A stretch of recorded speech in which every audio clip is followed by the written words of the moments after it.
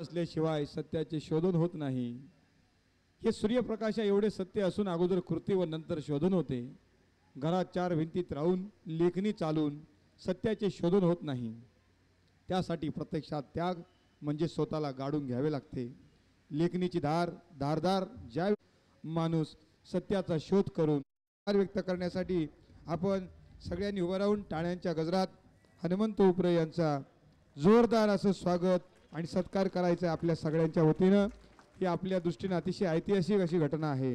या कोल्हापूर नगरीमध्ये लोकराजा राजश्री शाहूच्या नगरीमध्ये समतेच्या राजाच्या नगरीमध्ये हनुमंत उपरे यांची 6वी परिषद यशस्वीरित्या पार पडते आणि तिचं पहिलं सत्रही या ठिकाणी संपन्न होत आहे. आपल्या सगळ्यांच्या सहकार्यानं हे शक्य होऊ शकलं.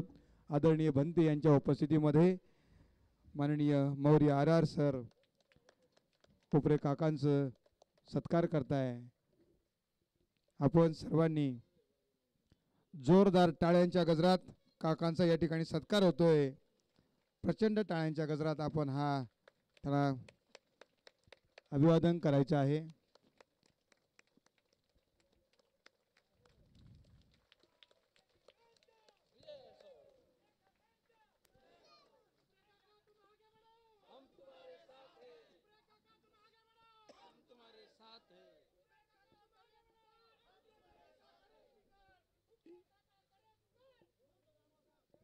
यानंतर मौर्य सर आपल्याला संबोधित करताय.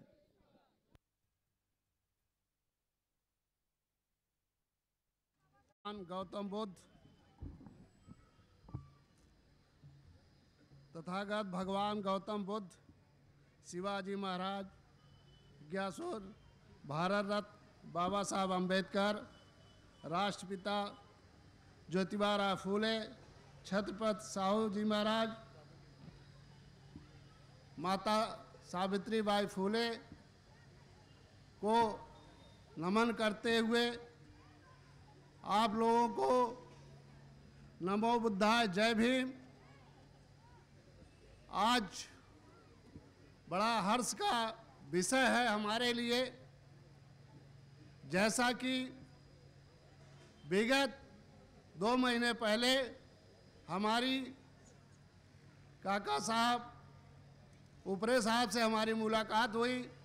हमने सत्य शोधक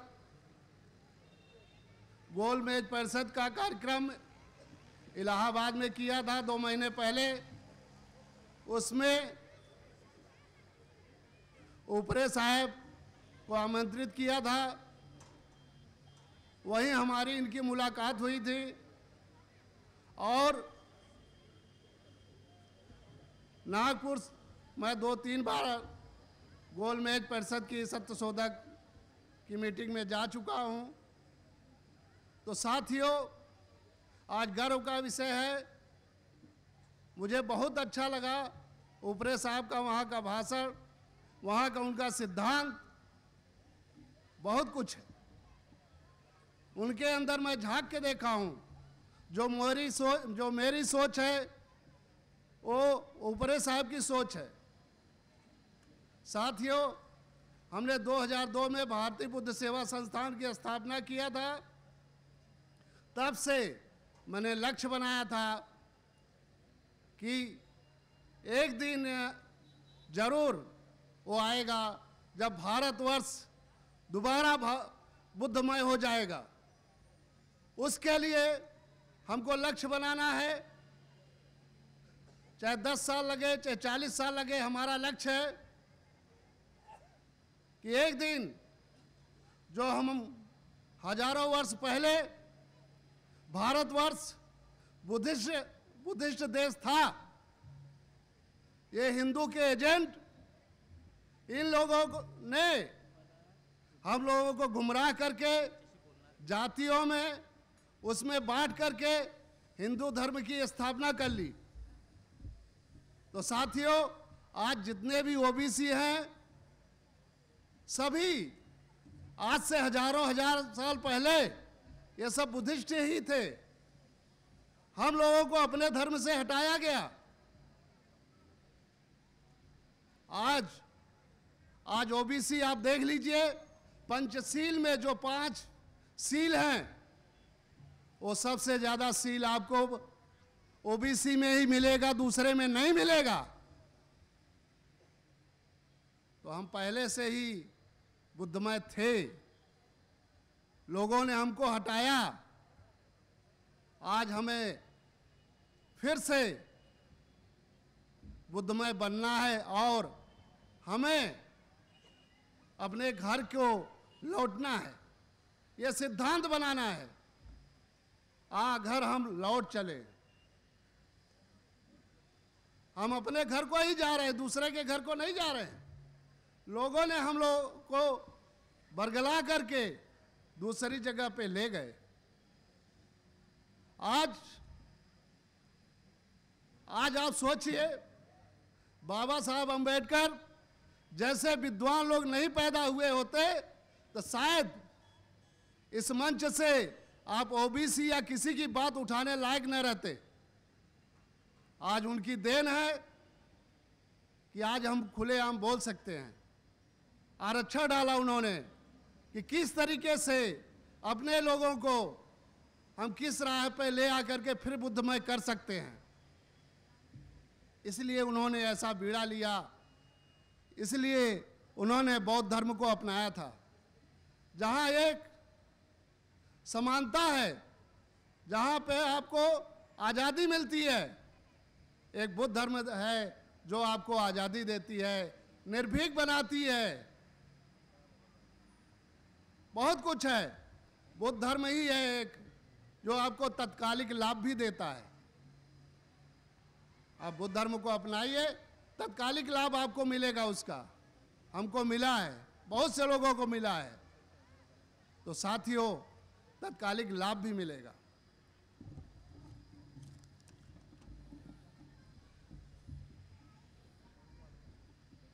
हम लोगों को हमसे पूर्व वक्ता सभी ने आपको बौद्ध धर्म के बारे में बहुत कुछ बताया है जो दोहराने की जरूरत नहीं है। हम आपको एक लक्ष्य की ओर ले जाएंगे जहां पे हमारा लक्ष्य पूरा होता है। आज आपके प्रदेश में आपके पास ऊपरे साहब जैसे क्रांतिकारी लोग हैं और उनकी इतनी बड़ी टीम देख करके मैं बहुत ही उनका शुक्रगुजार हूँ, बहुत हूँ। मैं उनसे खुश हूँ, आप लोगों से बहुत खुश हूँ कि आप लोगों ने आमंत्रित किया और हमने देखा कि बुद्धमय की डगर पे आप लोग चल रहे हैं। इसको देख करके हमारा दिल बहुत ही तेज से आगे निकलेगा कि हमारे साथ जितने भी साथी आ रहे हैं, हम लोगों को, काका को आप महाराष्ट्र तक ही न मत बानिए, काका को हमें कई प्रदेशों में भी ले जाना है। जैसा कि मेरी पहले भी बात हुई है कि बुद्धमय पूरे भारतवर्ष को हमें बनाना है। तो ऐसे सभी प्रदेशों से ऐसे साथी लगेंगे तो एक दिन निश्चित है कि हम भारतवर्ष में बुद्धमय करके छोड़ूंगा। ये मेरा लक्ष्य है, ये आपको अपना लक्ष्य बनाना है कि अगर हम आए हैं आज इस ओबीसी कार्यक्रम में, हम आए हैं तो हम अपने तो ही बुद्धमय होंगे ही, और हम 10 लोगों को कम से कम और लोगों को बुद्धमय बनाएंगे। बात करेंगे, धर्म की बात करेंगे। तो साथियों, निश्चित है कि वो दिन दूर नहीं है जब आप पूरी ऊंचाई पे पूरा भारत देश बुद्धमय हो जाएगा। साथियों, मैं पिछले साल, आज आप सोचिए, हिंदुस्तान, भगवान बुद्ध कुशीनगर गोरखपुर में पैदा हुए। उनका उपदेश आज देश के 70% देश मान रहा है, 70% देश मान रहा है। और हम इसी देश के रह करके हम भगवान बुद्ध के उपदेश को नहीं मानते। शर्म की बात है। साथियों, बुद्ध धर्म को देखने के लिए मैं अगले साल थाईलैंड गया था। थाईलैंड बुद्धिस्ट देश है, जहां पे बच्चा जब पढ़ता है तभी उसको 1 हफ्ते के लिए चीवर दिया जाता है। अगर वो चीवर नहीं लेगा तो उसको सरकारी नौकरी नहीं मिलेगी। वहां का सरकार बुद्धिस्ट सरकार है। वहां आपके पूरे थाईलैंड में बुद्ध भगवान की बहुत बड़ी बड़ी आपको मंदिर मिलेगी। वहां राम लक्ष्मण सीता शंकर पार्वती की कोई मंदिर नहीं मिलेगा। मैं 1 हफ्ते घूमा, बुद्ध भगवान की बहुत बड़ी बड़ी मूर्ति, और वो लोग इतनी इज्जत देते हैं जिसकी कोई सीमा नहीं है, कि हमारे गुरु के देश से आए हैं, इसलिए बहुत इज्जत देते हैं। और हम तो भगवान बुद्ध के वंशज हूं, ये गर्व है हमें। लोग और इज्जत देते हैं कि भगवान बुद्ध के वंशज आए हैं। साथियों, अभी 24 तारीख को मैं फिर जा रहा हूं थाईलैंड 1 हफ्ते के लिए। मेरा हर साल 1 हफ्ते घूमता हूं थाईलैंड, और वो लोग थाईलैंड से आते हैं, उनको 15 दिन हम अपने कुशीनगर, बोध गया और सब जगह घुमाता हूं। मैं खुद भी आपको फोटो भेज दूंगा, मेरे टैबलेट में है। मैं 1 दिन के लिए बुद्ध पूर्णिमा पे खुद भंते बना था, वो जीवन जिया है। आप सोच लीजिए, आज हम लोग भंते जी को यहां आदर नहीं करते हैं। आप थाईलैंड में चले जाइए, वहां भंते जी को ऊपर बैठाते हैं, उनके नीचे बैठते हैं, समान नहीं बैठ सकते हैं, ऐसी प्रथा। वहां पे उनको सारी फ्री में, चाहे ट्रेन में जाए, बस में जाए, सारी सरकार सुविधाएं उपलब्ध कराती है। मैं नागपुर के आनंद भंते जी के साथ गया था पहली बार। मैंने देखा, मैं बॉम्बे से थाई एयरबेस से गया था, फ्लाइट से। फ्लाइट वाले पहले भंते जी को हमको ले जाके आगे की सीट दिया, क्योंकि वो थाई की फ्लाइट थी। आगे सीट देंगे आपको, और वहां उतरने के बाद भंते लोगों के लिए अलग से गेस्ट हाउस, उनका रूम बना है, उनको बैठाने के लिए, वेटिंग करने के लिए, खाने पीने की सारी सुविधाएं रखी है गवर्नमेंट वहां की। तो साथियों, उस देश में देखा हमने, वहां कोई जात पात नहीं है, कोई जात है ही नहीं है। मैंने पता करने की कोशिश की कि कौन से जात के हैं, बोले कोई जात नहीं है। जात अगर पूछोगे सब थाई हैं, पूरे सब थाई हैं। इस चीज को आप पता कर सकते हैं, वहां जात पात है ही नहीं है। ईमानदारी इतनी है कि आपका पर्स गिर जाएगा तो वहीं पड़ा रहेगा, आप उठा के लेके चले जाइए। टैक्सी वाले से बोलेंगे कि मुझे इस जगह जाना है, तो उस जगह वो आपको सीधा टैक्सी वाला वहीं आपको ले जाके छोड़ेगा, दूसरे जगह नहीं घुमाएगा। ईमानदारी इतनी है। तो साथियों, आज अगर पूरा बुद्धमय भारत हो जाए तो भ्रष्टाचार देश की मिट जाएगी, सारी लड़ाई झगड़े मिट जाएंगे। तो आज हमको थाईलैंड जैसा, हमको अपने राष्ट्र को बनाना है, उस सोच को बनाना है।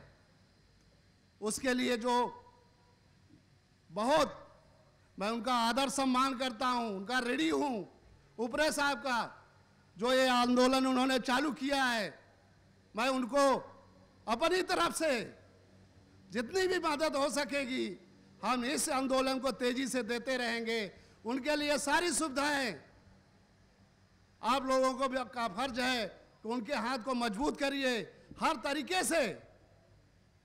जब हम दान करते हैं, हमारा बुद्धिस्ट में है कि आप जो कमाते हो उसमें से दान भी करो। भगवान बुद्ध ने कहा है कि आदमी 4 प्रकार के होते हैं, मनुष्य 4 प्रकार के होते हैं। चौथा प्रकार का मनुष्य सबसे अच्छा है। पहला हो गया जो अपना कुछ नहीं किया, दूसरे का कुछ भी नहीं किया। अपना भी नहीं किया और दूसरे का भी नहीं किया। दूसरा व्यक्ति वो है जिसने अपना किया, दूसरे का नहीं किया। तीसरा व्यक्ति वो है जिसने दूसरे का तो किया मगर अपना कुछ नहीं किया। चौथा प्रकार का वो व्यक्ति है जो अपना तो करे ही, अपने करने के साथ साथ दूसरे की भलाई करे, दूसरे का वो सहयोग करे। वो सबसे अच्छा आदमी है जो अपने लिए जिए ही दूसरों के लिए जी के दिखा दे। आज ऊपरे साहब को क्या कमी है? रात दिन मानने की क्या जरूरत है? हमें आपको सोचने की जरूरत है। क्यों लगे हैं? तो दूसरों के लिए, आजादी के लिए, दूसरों के लिए लड़ रहे हैं। हम लोग दूसरों के लिए मर रहे हैं। ये संस्था को चलाने के लिए साथियों,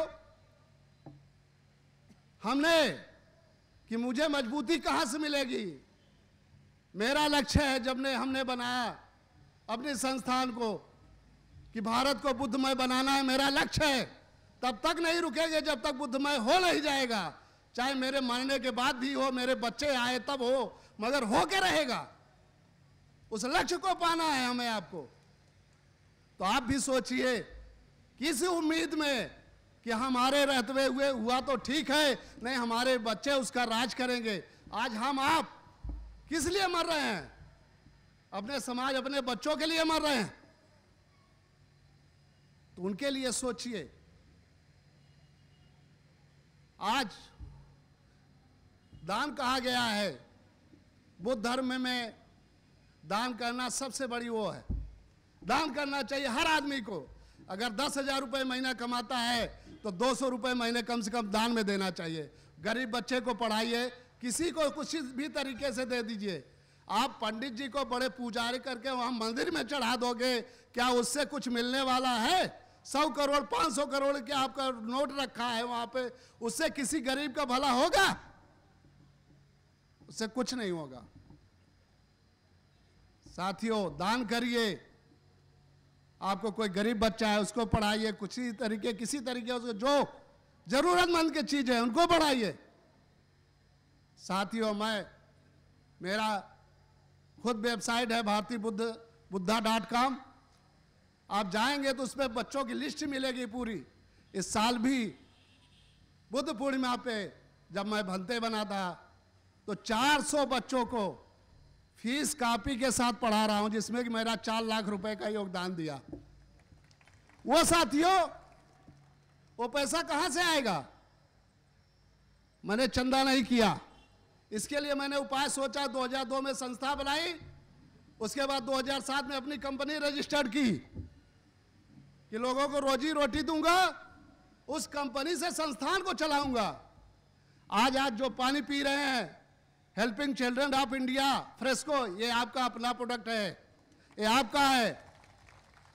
बोतल पे लिखा है कि आप अगर इस पानी को पीते हो तो बच्चे को पढ़ाने में हेल्प जाता है। 25 पैसा पर बोतल हम एक बच्चे को पढ़ाने में देता हूं। तो समाज को चलाने के लिए हमें कमाई भी करना होगा। आज हम 500,000 लोगों को रोजी रोटी भी दे रहे हैं, अपना उद्देश्य भी पूरा हो रहा है, और उसके अलावा बच्चों को पढ़ा रहा हूं। इस तरीके से बताने का मेरा मकसद एक ही है कि आप भी इस सिद्धांत पे आइए, कुछ न कुछ करिए। आप अपना बिजनेस अच्छा करिए, व्यापार अच्छा करिए, उसके अलावा समाज में काम करिए, धर्म के नाम पे चंदा दीजिए, डेवलप करिए, अपने से करिए चाहे दूसरे को दे के कराइए। आज जो आंदोलन चल रहा है, इसके लिए आप दीजिए, इसको बढ़ाइए, हमारे ओपरे साहब के हाथों को मजबूत करिए। हमारे 2 ही मुलाकात हुई, तीसरी मुलाकात आज हुई है। आप सोचिए, उन्होंने आमंत्रित किया। मैं बॉम्बे में भी रहता हूं, मेरी कंपनी वहां भी है, एमपी में भी है, यूपी में भी है। मैं वहां से बॉम्बे से गाड़ी लेके अपनी सफारी आया, आमंत्रित किया। वो मुझे गौरव है, इन्होंने मुझे आमंत्रित किया। तो साथियों, आप इनको आप सोचिए, आपके महाराष्ट्र के अन्ना हजारे जी का 2.5 साल का आंदोलन आज दिल्ली में सरकार बना दिया कि नहीं बना दिया?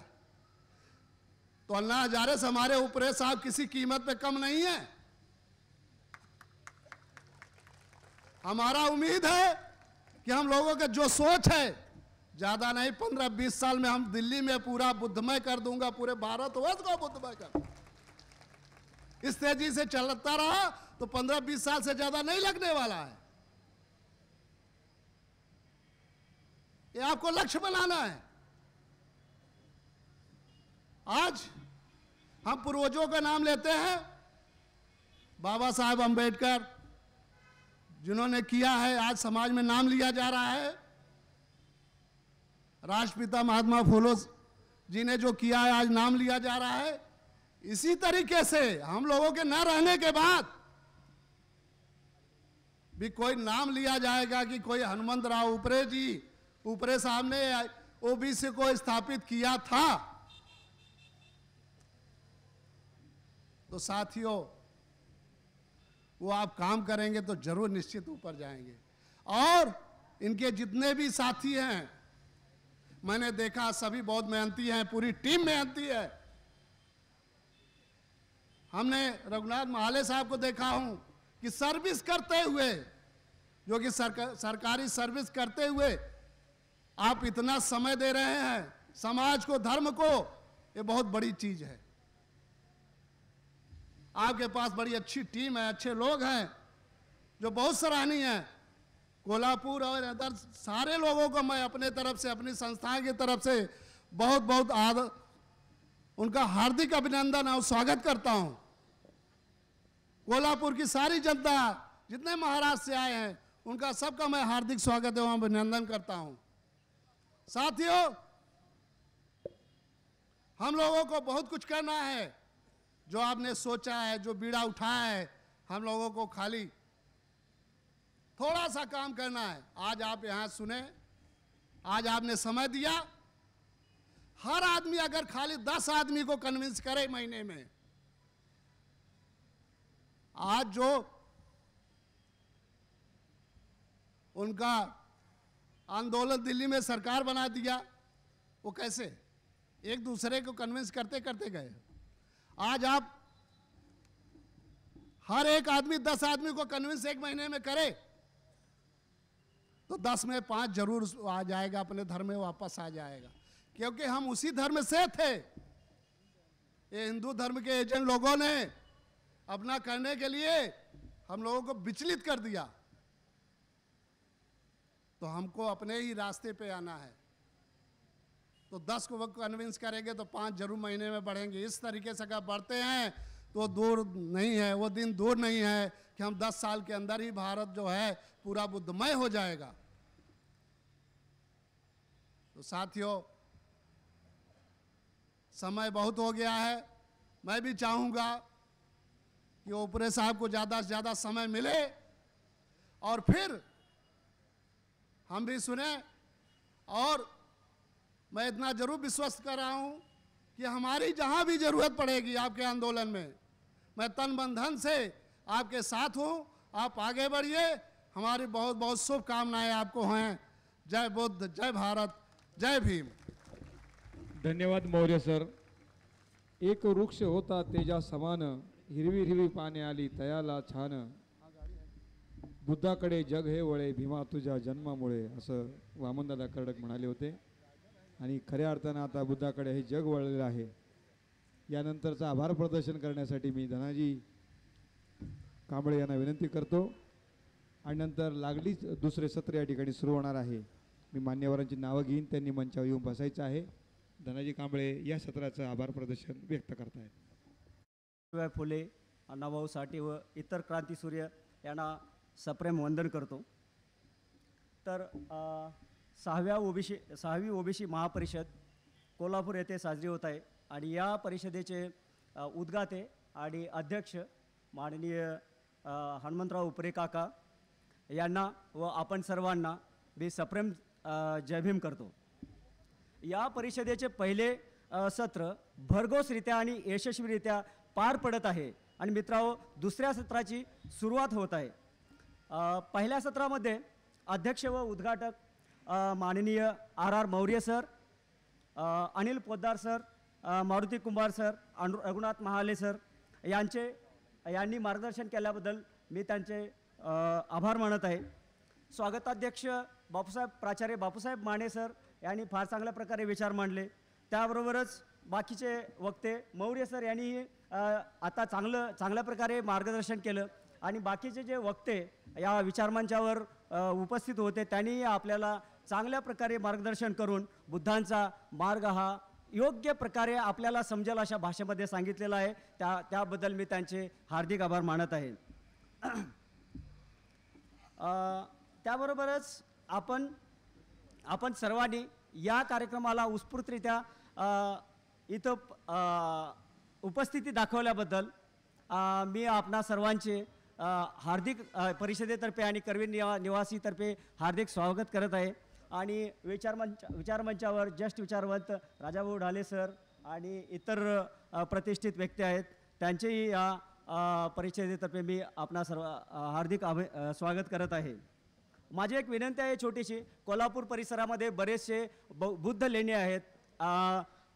कुशिरे पोहाळे, त्यानंतर मसाई पठार, गगनबावडा या ठिकाणी आपण व आपल्या कुटुंबियांनी आधेमध्ये तिकडे जाऊन व्हिजिट करावी, म्हणजे त्या लेण्यामधून आपल्याला चांगल्या प्रकारची प्रेरणा मिळेल अशी माझी विनंती आहे.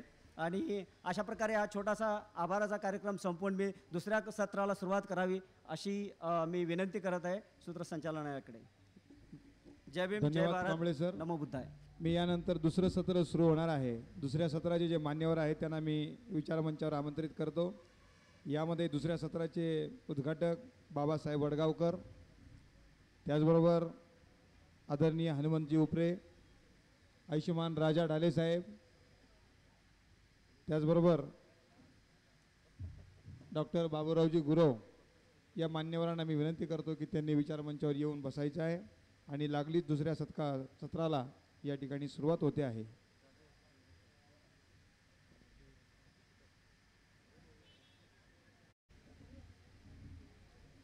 सत्यशोधक ओबीसी परिषदेचं ही 6वी राष्ट्रीय महापरिषद ऐतिहासिक अशा कोल्हापूर शहरामध्ये संपन्न होत आहे. पहिलं सत्र अतिशय उत्साहपूर्ण वातावरणामध्ये आपल्या सगळ्यांच्या सहकार्यानं आणि सगळ्यांच्या उपस्थितीमध्ये अतिशय निकोप अशा वातावरणामध्ये पार पडलेली आहे. अनेक समाजाचे प्रतिनिधींनी आपल्यासमोर त्यांचे अनुभव आणि व्यथा आणि बुद्धाकडे आपण कसे चाललो आहोत या दृष्टीनं त्यांची वाटचाल, प्रत्यक्ष त्यांचा कृती कार्यक्रम आणि येणाऱ्या काळामध्ये धर्मांतराची जी चळवळ आहे तिला सहकार्य करण्यासाठी सर्वतोपरी कसं सहकार्य आपण करणार आहोत याचं अभिवचन या परिषदेच्या निमित्तानं आपणा सर्वांना दिलेलं आहे.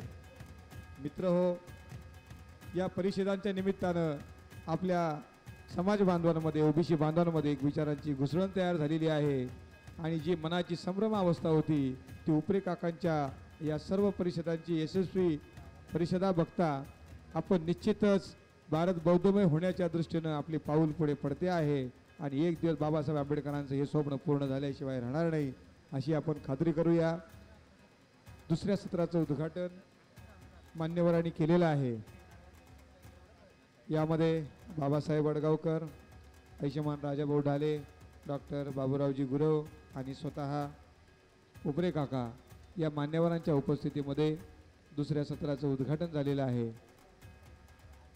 कोल्हापूरच्या या ऐतिहासिक करवीर नगरीमध्ये सत्यशोधक ओबीसी महापरिषद आयोजित केलेली आहे. या ओबीसी महापरिषदेचं दुसऱ्या सत्राचं उद्घाटन झालं असं मी जाहीर करत आहे.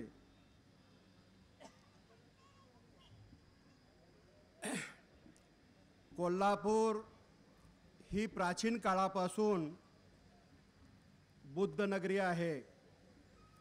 असे ऐतिहासिक दस्तऐवज कोल्हापूरच्या उत्तर बाजूला ब्रह्मपुरी आहे. त्या ब्रह्मपुरीमध्ये उत्खनावरून दिसून येतं. या ब्रह्मपुरीच्या पूर्व बाजूला जो खाराळा आहे त्या खाराळ्यामध्ये जी दगडी पेटी सापडली त्या दगडी पेटीमध्ये तथागत गौतम बुद्धांच्या अस्थी आणि त्यांचे केस हे सापडलेले आहेत. तेही पुरातन खात्यानं या कोल्हापूरच्या पुरातन खात्याच्या म्युझियममध्ये ठेवण्यात आलेले आहे. कोल्हापूरच्या पश्चिम बाजूला मगाशी धनाजी कांबळेंनी सांगितलं त्याप्रमाणे कोल्हापूरला पांडवदरा नावाचं बुद्ध लेणं आहे. त्यानंतर उत्तर बाजूला ज्योतिबाच्या पायथ्याशी ज्योतिबाच्या जवळच कुशिरे पोहाळे या येथे दुसरं